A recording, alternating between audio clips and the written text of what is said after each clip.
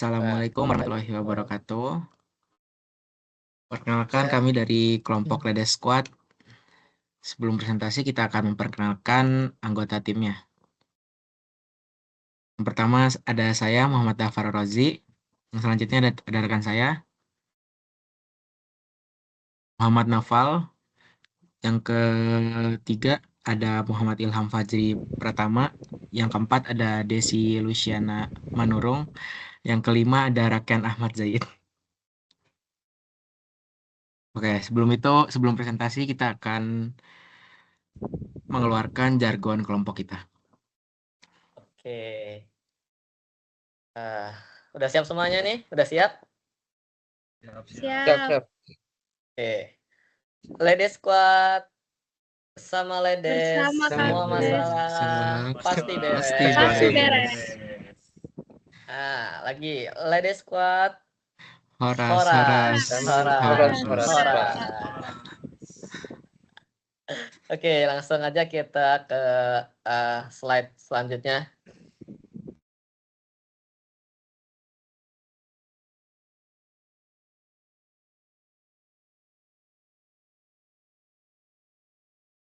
Nah, di sini ada yang pertama itu wawancara. Nah, ini udah aku rangkum nih dari wawancara semuanya dari anggota-anggota ini udah dirangkum menjadi satu. Sebelumnya kita tuh wawancara tentang public speaking. Nah, apa sih public speaking itu? Public speaking itu kan merupakan keterampilan penting nih bagi mahasiswa dalam menyampaikan informasi dengan jelas dan efektif.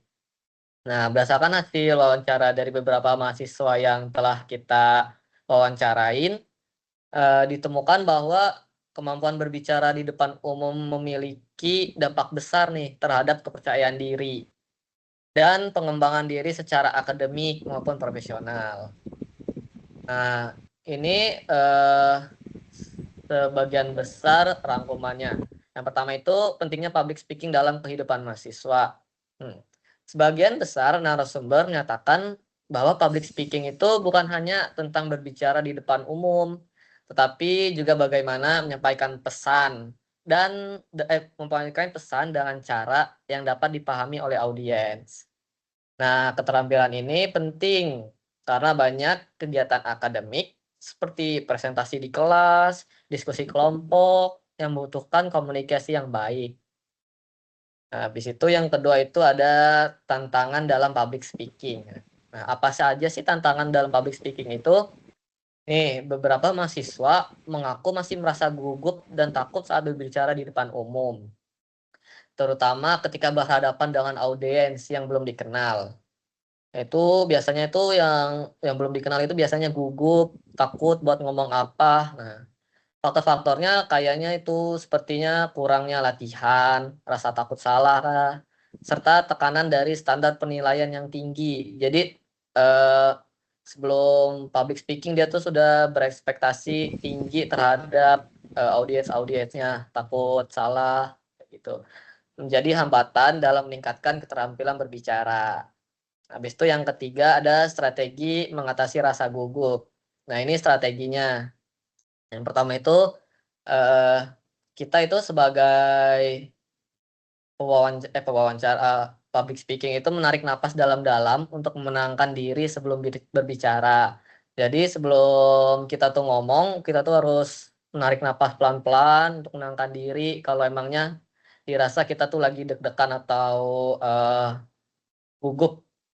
Nah, yang kedua itu latihan berbicara di depan cermin atau dengan teman. Nah, ini juga strategi yang cukup memadai ya untuk public speaking. Latihan-latihannya itu berbicara di depan cermin atau dengan teman. Habis itu menggunakan catatan kecil atau note untuk membantu mengingatkan poin-poin penting. Nah, di dalam ini tuh kita tuh menggunakan note-note kecil gitu. Isinya poin-poin secara umum. Biar takutnya kalau kita ngeblank saat public speaking, ada nih catatan kecil untuk membacanya. Yang keempat itu ada memahami audiens agar bisa menyelesaikan gaya komunikasi yang lebih efektif. Itu gimana sih? Itu tuh memahami audiens itu sesuai. Kalau audiens kita tuh remaja, berarti komunikasi kita tuh harus gaul kayak remaja-remaja sekarang atau audiensnya orang tua berarti komunikasinya lebih sopan kayak gitu sesuai umur audiens. Nah, yang terakhir ada membuka presentasi dan senyuman agar suasana lebih rileks. Nah, ini juga buka presentasi dan senyuman atau melihat sekeliling orang-orang itu dengan tatapan ya. Jadi kita tuh sebelum presentasi kita lihat-lihat dulu nih, biar tidak ada rasa gugup atau rasa takut salah. Next.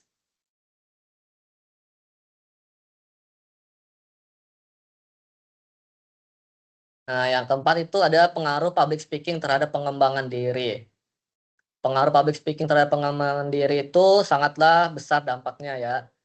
Sebagian besar narasumber merasakan peningkatan kemampuan public speaking mereka selama kuliah karena seringnya melakukan presentasi dan berpartisipasi dalam organisasi. Keterampilan ini juga dianggap sangat berpengaruh terhadap peluang karir di masa depan. Karena komunikasi yang baik diperlukan dalam berbagai bidang pekerjaan. Nah, ini benar banget ya. Keterampilan komunikasi itu sangat berpengaruh terhadap peluang karir kita di masa depan nanti. Habis itu yang kelima, pentingnya kursus public speaking nih. Nah, beberapa narasumber menyatakan bahwa kursus public speaking sangat membantu dalam meningkatkan keterampilan komunikasi.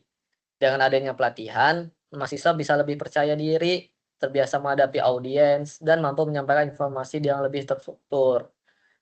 Nah, kesimpulannya dari semua hasil wawancara kita ini, public speaking adalah keterampilan yang dapat dipelajari dan ditingkatkan melalui latihan dan pengalaman. Mahasiswa yang terbiasa melakukan presentasi dan memahami audiens cenderung lebih percaya diri dalam berbicara di depan umum. Nah, oleh karena itu, kursus public speaking dan latihan yang rutin sangat dianjurkan untuk membantu mahasiswa mengatasi rasa gugup serta meningkatkan keterampilan berbicara mereka di masa depan. Oke, next slide. Nah, mungkin slide ini akan dijelaskan oleh anggota yang sudah bertugas. Silakan, Desi. Nah, jadi di sini tuh ada empathy mapping. Nah, empathy mapping ini kita ada think, ada does, ada say, ada feel. Nah, yang jempol ke atas itu dia itu pain, yang jempol ke bawah itu game. Nah, jadi yang di feel itu yang dirasakan orang-orang itu sering malu, bingung, excited, senang, terus juga gugup dan takut. Nah, yang dipikir-pikiran orang itu bingung mencari solusi, susah untuk berbicara leluasa, gemetar saat berbicara, takut salah ngomong dengan si audiens, terus takut salah ngomong juga. Nah, di DAS itu seperti senyum di awal, terus memahami audiens kita terlebih, terus juga menggunakan sticky note, latihan berbicara di kamar dan depan cermin, latihan depan kaca dan mengalihkan pikiran. Nah, yang di say itu ada kaku dalam berbicara, terus juga pengen biar enggak nervous lagi, terus dia perlu bantuan, terus ingin berbicara lancar, latihan terus-menerus selama 3 hari sebelumnya, nervous berbicara depan umum, terus juga pas kuliah dia coba aktif organisasi, sering ngambil kesempatan buat presentasi, dan terus melatih diri supaya lebih berani tampil di depan. Nah, di sini tuh ada pain sama gain-nya. Nah, di pain-nya itu yang pertama ada malu, ada gugup dan takut, terus bingung mencari solusi, susah untuk berbicara leluasa, takut salah ngomong dengan audiens, kaku dalam berbicara di depan umum, terus di gain-nya juga ada latihan terus-menerus selama 3 hari, dia perlu bantuan, terus juga menggunakan sticky note, latihan depan kaca atau mengalihkan pikiran, memahami audiens kita terlebih dahulu, ingin berbicara lancar, dan juga dia pas kuliah dia mencoba aktif ikut organisasi, sering mengambil kesempatan buat presentasi, dan terus melatih diri supaya lebih berani tampil di depan umum.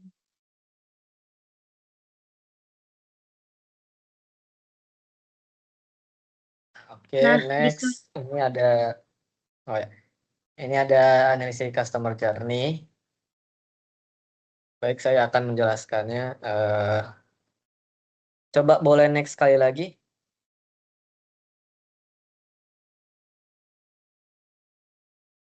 Nah, oke. Sebelumnya boleh sebelumnya lah. Nah, di analisis customer journey ini ada journey step, feeling, sama tone.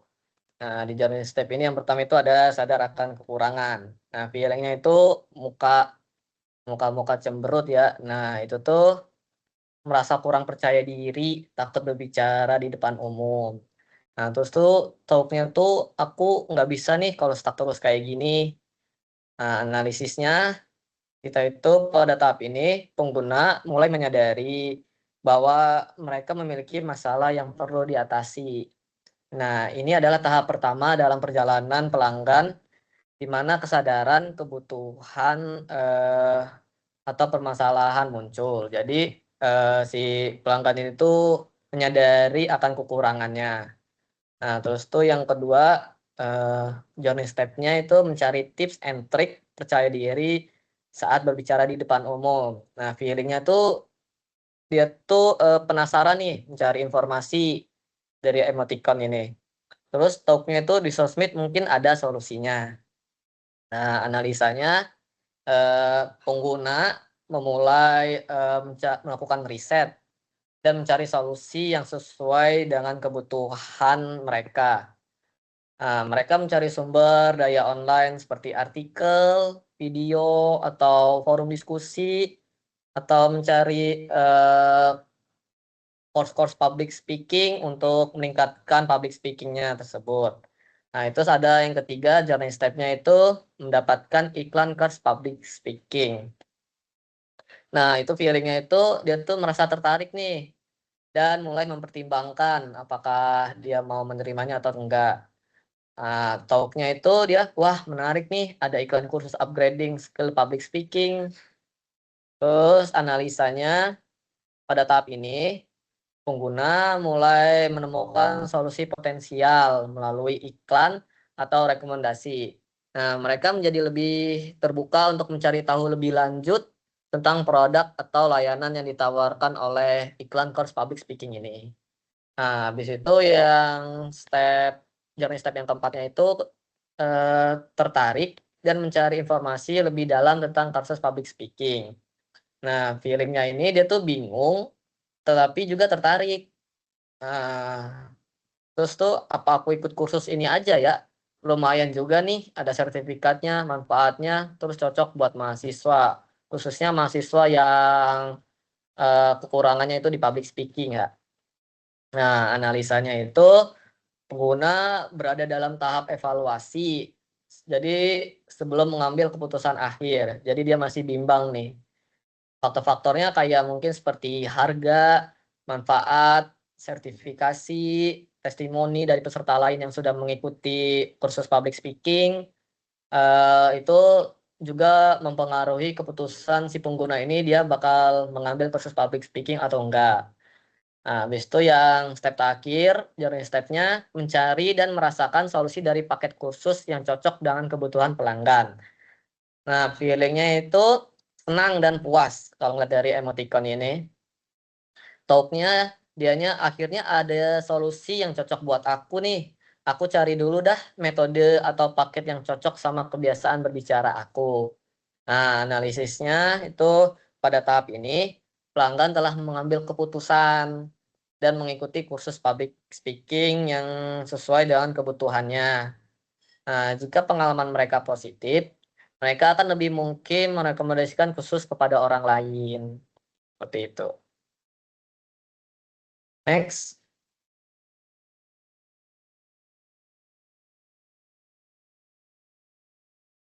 Ini yang tadi ya yang udah dijelasin. Boleh next. Nah, Oke. sekarang persona. Yang selanjutnya ini ada persona, di mana itu merupakan target market atau target pasar yang akan kita tawarkan, yaitu berupa course public speaking kepada ciri-ciri orang berikut, yaitu contohnya seperti namanya tuh Agus, terus short bio-nya tuh umurnya 20, jobnya itu sebagai mahasiswa, kemudian relationship statusnya belum nikah. Nah, skenario-nya itu Agus merupakan seorang mahasiswa di Telkom University. Dia sering melakukan tugas presentasi di depan kelas dan ingin memiliki banyak relasi serta lancar dalam berkomunikasi di depan umum. Tetapi, dia lupa bahwa dia merupakan mahasiswa yang memiliki sifat yang introvert dan malu saat bergaul. Nah, goalsnya dari persona seseorang ini merupakan ingin berbicara lancar, pengen biar tidak nervous lagi, terus ingin tampil berani di depan umum. Kemudian, pain point-nya kaku dalam berkomunikasi, susah untuk berbicara leluasa, kemudian takut salah ngomong dengan audiens. Kemudian personalitinya yaitu malu-malu, pendengar yang baik, sedikit berbicara, pemikir dan reflektif, lebih ekspresif ke tulisan dibanding bicara. Kemudian kebiasaannya adalah jarang bertemu dengan teman, melakukan kegiatan sendirian ataupun secara online, kemudian jarang bersosialisasi. Nah, skillnya itu bisa desain grafis, ngoding, content writer. Kemudian hobi orang-orang yang introvert tuh biasanya nonton anime atau membaca komik, mungkin bermain game. Pokoknya bersifat online semuanya tuh. Oke, mungkin materi selanjutnya akan dijelaskan oleh rekan anggota saya. Oke, apa suara saya terdengar jelas? Eh, Oke, jadi di sini ada analisis pain atau pain points dari persona customer yang telah kami buat, dan berdasarkan hasil wawancara yang telah kami lakukan pada kesempatan sebelumnya. Jadi analisa pain biasanya akan terbagi berdasarkan dari tahapan-tahapan yang ada dari customer journey. Tahapan tersebut meliputi awareness, consideration, decision, retention, dan advocacy. Apa sih kelima poin tersebut nanti akan kami bahas. Oke, dengan pembagian berdasarkan tahapan tersebut, kita bisa dengan mudah mengelompokkan pain points yang dirasakan oleh calon customer kami. Berikut adalah hasil analisis pain yang telah kami dapatkan. Awareness. Di sini customer atau calon customer kami akan merasakan awareness atau kesadaran bahwa mereka tuh sedang mengalami yang namanya kesulitan, dan mereka sadar mereka perlu mengatasi dari kesulitan atau keresahan yang mereka alami. Maka dari sini calon customer kita akan rasa sulit untuk menemukan kursus public speaking yang sesuai dengan kebutuhan dan mungkin level kemampuannya. Di sini juga termasuk ke dalam feel atau mungkin pada slide sebelumnya yang telah dijelaskan ke dalam mapping atau diagram yang terbagi menjadi 4 kuadran, kuadran think, feel, thought, dan say. Nah, di sini mungkin kalau misalkan kita masukkan ke dalam diagram sebelumnya akan masuk ke dalam kuadran thought atau pemikiran. Nah, di sini tapi kita akan mengelompokkan ke sesuatu yang baru, yaitu ada functional pain. Kemudian selanjutnya ada consideration atau pertimbangan dari calon customer dari jasa yang akan mereka gunakan. Mereka akan meragukan apakah kursus benar-benar efektif karena tidak ada review atau testimonial yang cukup. Nah, di sini emotional pain. Nah, kemudian selanjutnya ada decision. Decision di sini akan berpengaruh atau berhubungan dengan pengambilan keputusan dari calon customer. Di sini mereka akan merasa mungkin harga kursus terlalu mahal dibandingkan dengan platform lain jika mereka akan memilih atau membandingkan paket yang akan mereka mereka ikuti dengan menawarkan materi yang serupa. Nah, di sini akan masuk ke financial pain karena mereka akan mengkonsiderasi atau mempertimbangkan kembali, karena dengan harga yang segini mereka akan mendapatkan apa kalau misalkan mereka ada menemukan pesaing, kompetitor dengan isi yang sama dan dengan harga yang beda, contohnya kami lebih murah, maka mereka akan lebih tertarik untuk menggunakan jasa daripada produk yang kami tawarkan. Nah, kemudian selanjutnya ada retention.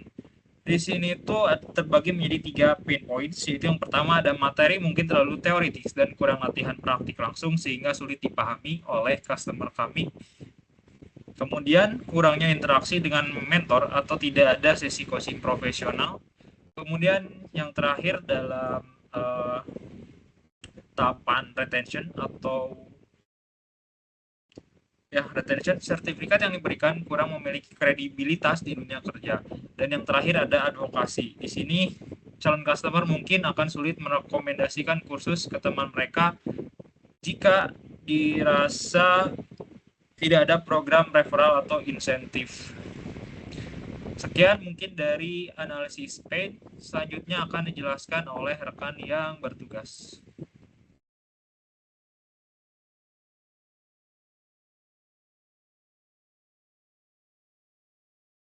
Oke, baik. Di sini saya akan menjelaskan analisis gain dari wawancara yang telah kami lakukan. Jadi dari wawancara yang kami lakukan ada 5 poin-poin utama yang kami dapat, yaitu yang pertama awareness, yang kedua consideration, terus engagement, decision, dan forecast and experience. Jadi yang pertama itu awareness atau sadar akan kekurangan. Jadi pengguna menyadari masalah atau kekurangan dalam diri mereka. Kemudian kesadaran ini mendorong mereka untuk mencari solusi dan meningkatkan keterampilan. Kemudian yang kedua ada consideration, yaitu mencari solusi dan informasi. Nah, pengguna atau mahasiswa melakukan riset untuk menemukan solusi yang tepat. Mereka memperoleh pengetahuan yang lebih baik dan lebih percaya diri dalam memilih solusi. Kemudian yang ketiga engagement, yaitu mendapatkan iklan khusus public speaking. Jadi pengguna atau mahasiswa terpapar informasi yang relevan melalui iklan atau rekomendasi, baik itu dari teman, mungkin kenalan. Terus mereka mulai merasa terhubung dengan solusi yang ditawarkan. Jadi setelah mereka dapat rekomendasi, mereka tertarik tuh untuk mendaftar di kursus tersebut. Kemudian yang keempat ada decision. Decision ini yaitu mempertimbangkan kursus public speaking, yang dimana pengguna membandingkan berbagai pilihan kursus berdasarkan harga, manfaat, dan testimoni. Kemudian mereka membuat keputusan yang lebih terinformasi dan yakin dengan keputusan yang mereka buat dari survei-survei kursus yang mereka lakukan. Kemudian yang terakhir ada forecast and experience, yaitu memilih kursus yang sesuai dan mendapatkan solusi.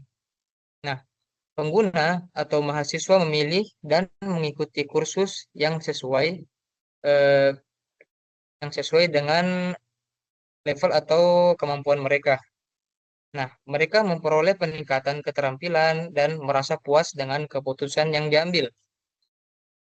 Jadi, secara keseluruhan, perjalanan ini memberikan keuntungan yang signifikan pada setiap tahap, mulai dari kesadaran hingga peningkatan keterampilan yang berdampak positif pada karir dan kehidupan pribadi, terutama dalam meningkatkan kemampuan public speaking.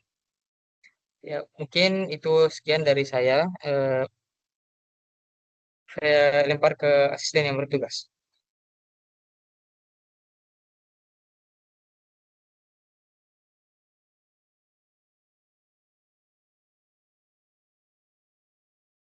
Oke, yang ini yang problem statement ini yang punya siapa ya yang problem statement? Nah, Desi jadi ya? saya di sini Iya. benar saya. Nah, jadi saya di sini akan menjelaskan problem statement-nya. Banyak peserta mengalami kesulitan dalam public speaking karena merasa malu, bingung, sulit menyusun struktur pembicara, serta kurang percaya diri dalam berbicara di depan umum. Mereka membutuhkan bimbingan untuk memahami teknik berbicara yang baik, meningkatkan kepercayaan diri, dan menyusun pidato dengan struktur yang jelas agar dapat berbicara dengan lancar dan efektif.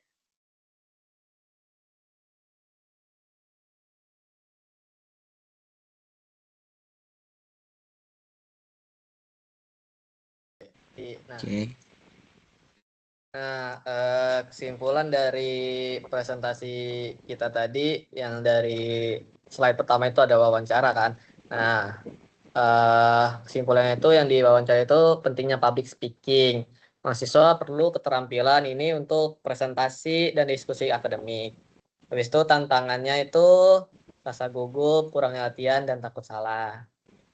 Strategi mengatasinya, napas dalam-dalam secara perlahan-lahan, latihan di cermin, gunakan catatan, pahami audiens, dan senyum saat presentasi. Yang keempat itu ada dampak positifnya itu meningkatkan kepercayaan diri dan peluang karir. Nah, rekomendasinya itu ya mengikuti kursus public speaking. Nah, yang kedua itu ada empathy map dan customer journey. Nah, itu rangkumannya, personanya itu si Agus, mahasiswa introvert yang ingin lebih percaya diri dalam komunikasi. Nah, tahapan customer journey-nya ya, itu ada yang pertama ada awareness. Dia tuh di penggunanya tuh sadar butuh keterampilan public speaking karena itu merupakan kelemahannya. Yang kedua ada consideration, itu mencari kursus yang tepat. Nah, yang ketiga ada engagement, mendapatkan info dari iklan atau rekomendasi dari teman. Yang keempat itu ada decision, membandingkan kursus berdasarkan harga dan manfaat. Yang kelima ada purchase dan experience, itu mengikuti kursus dan meningkatkan keterampilan. Nah, yang untuk rangkuman analisa pain point dan gain. Nah, yang pain point itu sulit menemukan kursus yang cocok, kurang testimonial, harga mahal, materi terlalu teoritis, minim latihan praktek, sertifikat kurang kredibel. Nah, untuk gains-nya, pengguna bisa lebih percaya diri, keputusan lebih baik berdasarkan riset, keterampilan meningkat, dan berdampak besar pada karir kita di masa depan nanti ya. Nah, habis itu yang terakhir itu ada rangkuman dari problem statement. Nah, mahasiswa mengalami kesulitan berbicara di depan umum karena malu, bingung, kurang percaya diri, dan sulit menyusun struktur pembicaraan. Solusinya adalah bimbingan public speaking untuk meningkatkan keterampilan berbicara secara efektif. Nah, itu saja ringkasan secara keseluruhan atau secara garis besar dari materi yang telah kita buat ini. Terima kasih sudah meluangkan waktu untuk presentasi pada malam hari ini. Kita akhiri saja.